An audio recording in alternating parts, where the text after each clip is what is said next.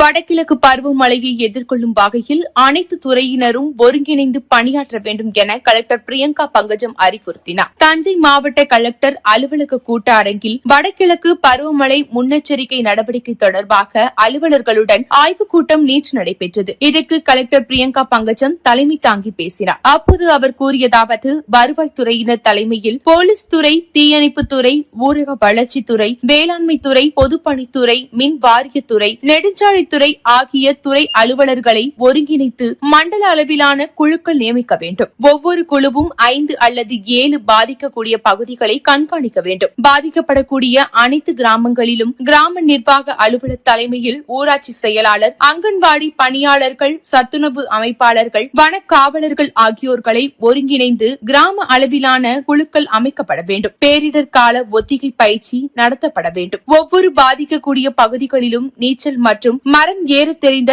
தன்னார்வலர்கள் மற்றும் பெண்களை கொண்ட 20 நபர்களை முதல்நிலை பொறுப்பாளர்களாக நியமனம் செய்ய வேண்டும்.